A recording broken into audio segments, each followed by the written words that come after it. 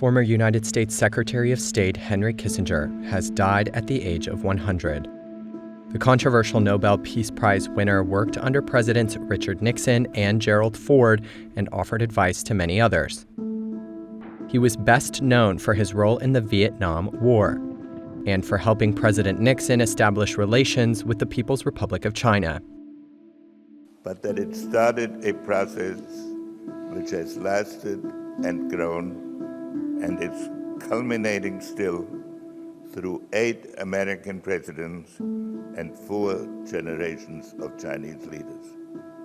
Kissinger made 2 trips to Beijing in 1971, the first in secret. He negotiated with then-Premier Zhou Enlai over Taiwan, which remains the most fraught issue in U.S.-China relations. The sticking points were ultimately finessed with a series of communiques, assurances, and laws. Kissinger argued for a two-Chinas formula, which would seat both Taiwan and China at the UN, but Zhou said no such compromise was possible. As a result, Washington officially recognized only one China, while agreeing to support Taiwan militarily. Kissinger's work led to a U.S. policy known as strategic ambiguity, which maintained a vague stance as to whether it would come to Taiwan's defense in the event of an attack. His trips paved the way for the 1972 summit between Mao Zedong and Nixon, where formal U.S.-China relations were established after 23 years of hostility. More divisive were Kissinger's actions in prolonging and expanding the Vietnam War.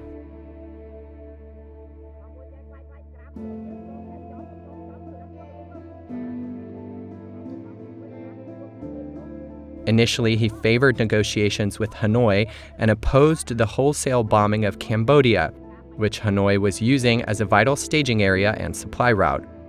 But when Nixon threw his support behind the bombing campaign, Kissinger quickly followed suit, ultimately setting the stage for the genocidal reign of Cambodia's Khmer Rouge.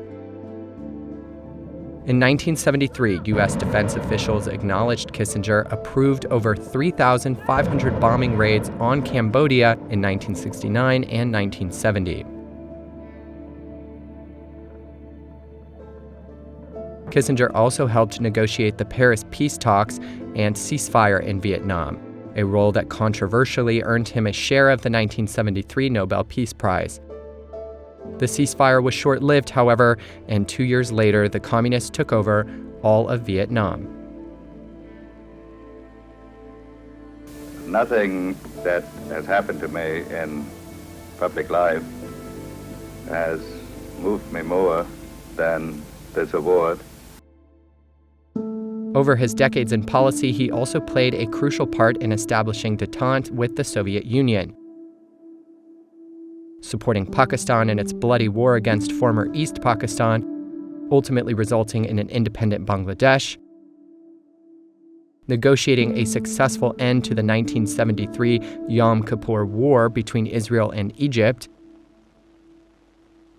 supporting a coup against Chile's democratically elected Salvador Allende, and giving a green light to Indonesia for its 1975 invasion of East Timor, leading to a 24-year brutal occupation.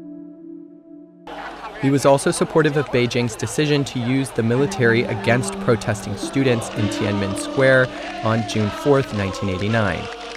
In subsequent decades, Kissinger held various academic and corporate board positions and founded the consultancy Kissinger Associates. He wrote some 20 books and maintained close ties to China, saying in a May 2023 CBS interview that if he were to phone President Xi Jinping in Beijing, quote, "There's a good chance he would take my call, yes."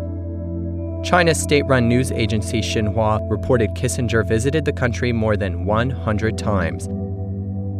And President Xi sent a letter last October wishing Kissinger a happy 100th birthday, calling him a trailblazer and icebreaker. Henry Kissinger died at his home in Connecticut on November 29, 2023. He is survived by his wife Nancy, 2 children from a previous marriage, and 5 grandchildren.